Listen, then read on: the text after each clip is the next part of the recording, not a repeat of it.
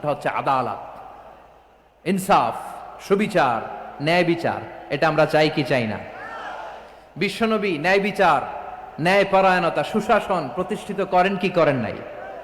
আপনারা বিশ্বনবীর সিরাত যারা পড়েছেন, আপনি দেখবেন বিশ্বনবীর সিরাতের পরতে পরতে, বাঁকে বাঁকে, সিরাতের বাঁকে বাঁকে এই আদালতের নমুনা মেলে। সুবহানাল্লাহ বলেন। ছোট্ট একটা নমুনা রাসূল সাল্লাল্লাহু আলাইহি ওয়াসাল্লামের আসসিরা আল আতরা থেকে ছোট্ট একটা নমুনা আপনাদের খেদমতে এখানে উপস্থাপন করি। বিশ্বনবী সাল্লাল্লাহু আলাইহি ওয়াসাল্লাম মক্কা বিজয় করলেন ৮ম হিজরিতে।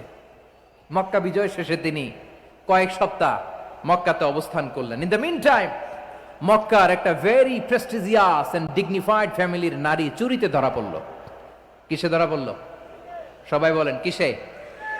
আমাদের সমাজে আসেনি এটা? আছে? ছোট না বড়? হ্যাঁ, হিসাব করে শেষ করা যায় না। ৩.৫ লাখ কোটি টাকা নাই উন্নয়ন প্রকল্পের নামে।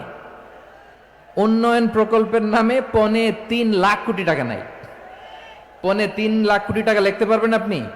এক টানে লিখতে পারবেন? বুঝতেছেন কত বড় সংখ্যা? হ্যাঁ, বনু মাখজুমিয়া গোত্রের এক নারী মক্কায় চুরিতে ধরা পড়ল।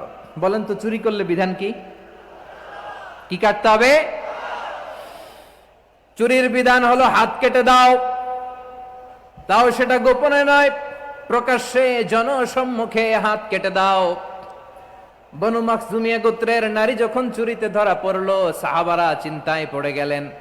সবেমাত্র মক্কার লোকেরা কালিমা পড়ে মুসলমান হয়েছে, ইসলামের আইন কানুন তেমন জানে না, ইসলামী শরিয়ার সাথে বেশি পরিচিত নয়।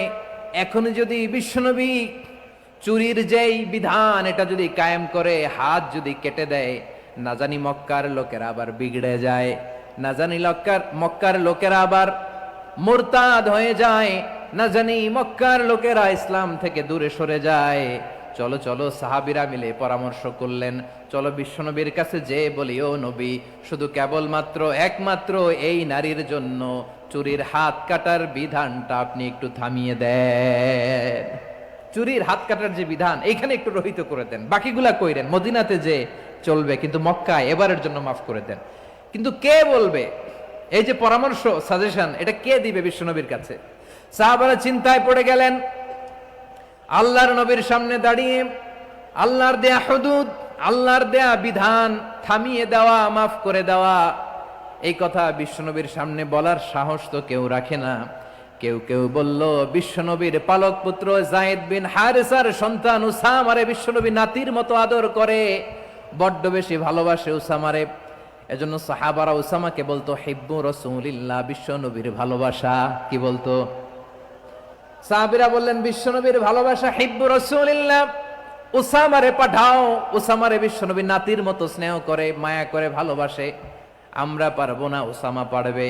সবাই মিলে ফুলিয়ে ফুসিয়ে ওসামাকে, ছোট্ট ওসামাকে রাজি করালো। ওসামা এমন এমন কথা যে তুমি বিশ্বনবীর কাছে বলতে হবে, পারবা নাকি? ওসামা বলে, পারবো। সাইয়েদনা ওসামা রাদিয়াল্লাহু তাআলা আনহু তরুণ সাহাবী বিশ্বনবীর কাছে গেলেন, যে বললেন, নবী, বনু মাখজুমিয়া গোত্রের এক নারী চুরিতে ধরা পড়েছে, এবারের জন্য কি এই মহিলাটারে মাফ করে দিলে হয় না? এবারের জন্য একটু ক্ষমা করা যায় না নবী? বিশ্বনবী বলেন, আতাশফাউ ফি হাদ্দিম মিন হুদুদিল্লাহ, তোমার এত বড় সাহস উসামা, তুমি আল্লাহর হাত, আল্লাহর দেয়া বিধান, এটার ব্যাপারে সুপারিশ করতে এসেছো? তোমরা কি জানো তোমাদের আগে যত কওম, যত গোত্র, যত জনপদ ধ্বংস হয়েছে তার কারণ ছিল তাদের মধ্যে গরিবরা অন্যায় করলে তারা বিচার করত, আর ধনীরা অন্যায় করলে তারা মাফ করে দিত। খবরদার! ওয়া আইমুল্লাহ লাউ আন্না ফাতিমাতা বিনতি মুহাম্মাদিন সারাকাত লাকাতা মুহাম্মাদুন ইয়াদাহা। বিশ্বনবী বললেন, আরে ওসামা, বানু মাখজুমিয়ার ওই প্রেস্টিজিয়াস এন্ড ডিগনিফাইড ফ্যামিলির মেয়ে তো দূর কি বাত, অনেক দূরের কথা। জেনে রেখো ওসামা, আমার কলিজার টুকরা, নয়নের পুটুলি ফাতেমাও যদি মক্কার জমিনে আজকে এই চুরির দায়ে ধরা পড়তো, আমি বিশ্বনবী মুহাম্মাদুর রাসূলুল্লাহ ধরে ফাতেমার ডান হাতটা কেটে দিতে এক বিলম্ব দেরি করতাম না। ইন্নাল্লাহা ইয়া'মুরু বিল আদল, আমাদেরকে জাস্টিস শিখায়। পশ্চিমারা আমাদেরকে ইনসাফ শিখায়, আমাদেরকে সুশাসন শিখায়। আর ইনসাফ, সুশাসন, ন্যায় বিচার, সুবিচার, জাস্টিস কারে বলে বিশ্বনবীর বায়োগ্রাফি থেকে জেনে নাও। এই ছিল বিষ্ণু ঈসা ইসলামের আদালতের নমুনা। আপনি যদি সাইয়েদনা ওমরে ফারুকের জীবনের দিকে তাকান, এমন কঠোর, এমন বীর সেনানী ছিলেন। সাইয়েদনা ওমরে ফারুক যদি রাস্তার এই মাথা দিয়ে হাঁটা শুরু করতেন, শয়তান ওমরে ফারুককে দেখলে ওই রাস্তা রেখে দিয়ে অন্য রাস্তা দিয়ে হাঁটতো। সুবহানাল্লাহ। ওমরে ফারুক রাদিয়াল্লাহু তাআলা আনহু কি পার্সোনালিটি ছিল, কি পার্সোনালিটি।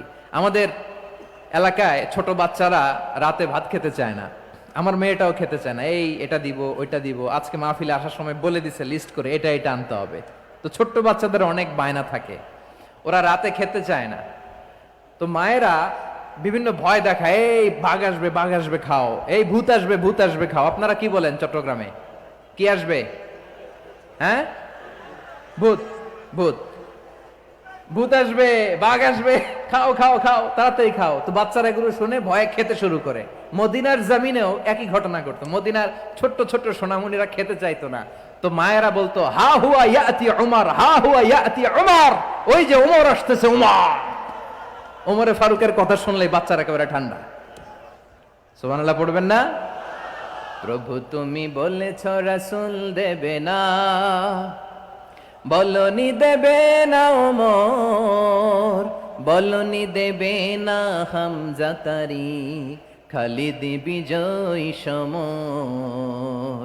প্রভু তুমি বলেছ রাসূল দেবে না, বলনি দেবে না ওমর, বলনি দেবে না হামজা তারিক, খালিদ বিজয় সমর। প্রভু তুমি বলেছ রাসূল দেবে না।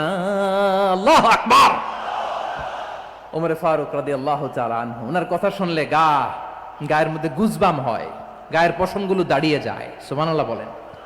কি পার্সোনালিটি ছিল, কি ব্যক্তিত্ব ছিল। মুনাফিকরা ওমরে ফারুককে জমের মতো ভয় পেতেন।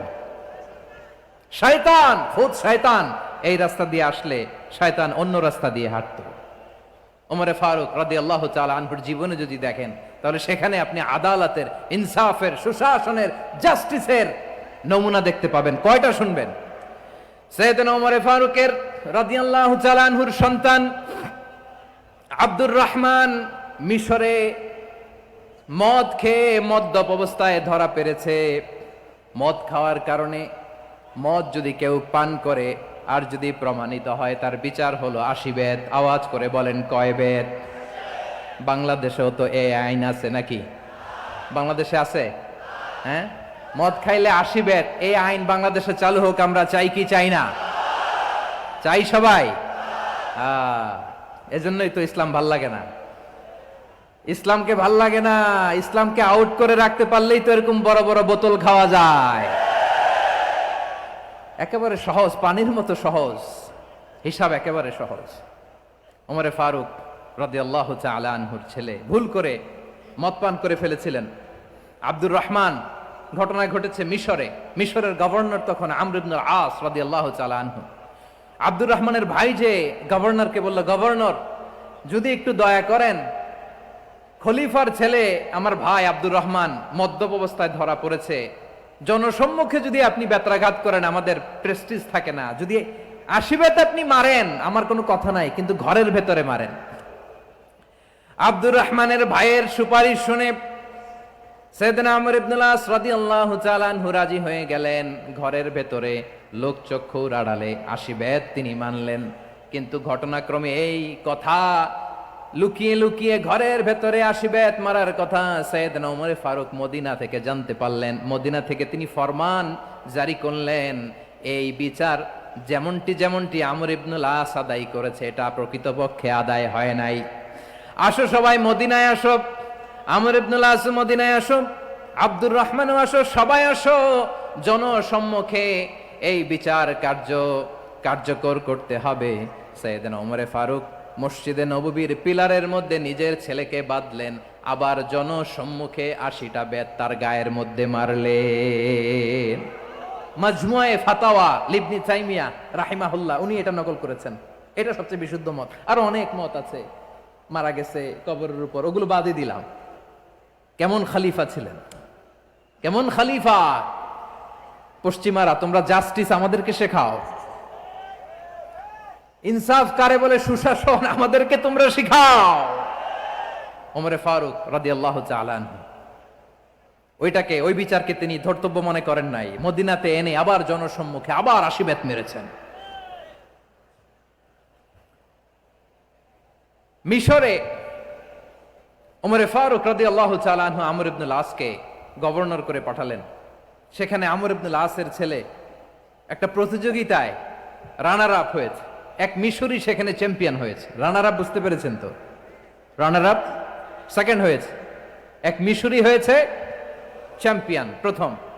কিন্তু গভর্নরের ছেলে ও জিততে পারে নাই। ও রাগে ওই মিশরির গায়ের মধ্যে কয়েকটা লাঠি দিয়ে বাড়ি মেরেছে। মিশরি যে মদিনাতে ওমরে ফারুকের কাছে বিচার দিলেন, আপনার গভর্নরের ছেলে অন্যায়ভাবে আমার গায়ে হাত তুলেছে। সাইয়েদনা ওমরে ফারুক আবার ফরমান জারি করলেন, আসো মদিনাতে আসো। মিশরীকে ডাকলেন।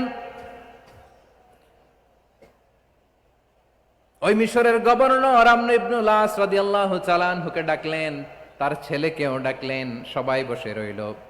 আমর ইবনুল আস রাদিয়াল্লাহু তাআলা আনহু মাথা নিচু করে বসে আছেন, লজ্জায় কাচুমাচু। হায় হায়, আজকে আমার ছেলের কারণে আমিরুল মুমিনিন খলিফাতুল মুসলিমিন ওমরে ফারুকের কাছে আমি জনসম্মুখে লজ্জিত হচ্ছি। সাইয়েদনা ওমরে ফারুক বললেন, এই নাও লাঠি। গভর্নরের ছেলে তোমার মাথার মধ্যে যতগুলো বাড়ি মেরেছে, আজকে জনসম্মুখে তুমি অতগুলা বাড়ি মারো।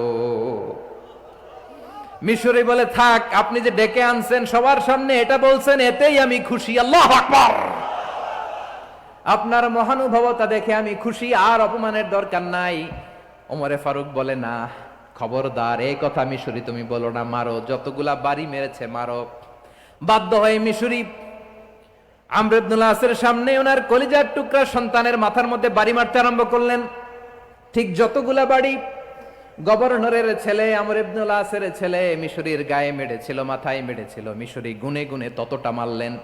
এই দৃশ্য দেখে ওমরে ফারুক রেগে মেগে আগুন, রাগের চোটে রাগ সামলাতে না পেরে, আর নিজেকে সামলাতে না পেরে মিশরীরে বললেন, ছেলেরে মারা শেষ হয়ে গেলে এবার বাবার টাক মাথার মধ্যে কয়েকটা বাড়ি মার।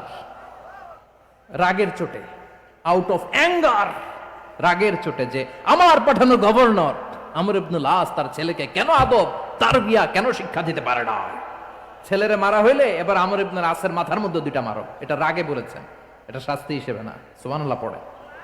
তোমরা আমাদেরকে সুশাসন শিখাও, আমাদেরকে সুশাসন শিখাও। বিশ্বনবী বলেন, আদল এটা যেন তেন বিষয় না, এটা দিয়েই মানবিক সমাজ গড়তে হবে। আল্লাহ তাআলা কিয়ামতের কঠিন ময়দানে, যেদিন স্বামী স্ত্রীকে চিনবে না, স্ত্রী স্বামীকে দেখে পালিয়ে যাবে, বন্ধু বন্ধুরে চিনবে না, পীর সাহেব মুরিদরে চিনবে না, মুরিদ পীর সাহেবরে চিনবে না, দলের কর্মী তার নেতারে চিনবে না, নেতা তার কর্মীরে চিনবে না, বন্ধু বন্ধুরে দেখে পালাবে। এই কঠিন মুহূর্তে সূর্যটা মাথার কাছে চলে আসবে, জমিনটা তামার জমিন হবে। আজকের জমিনের মতো নয়। মানুষ ঘর্মাক্ত, ক্লান্ত, শ্রান্ত মাথার মগজগুলো কানের ছিদ্র আর নাকের ছিদ্র দিয়ে বেয়ে বেয়ে পড়বে।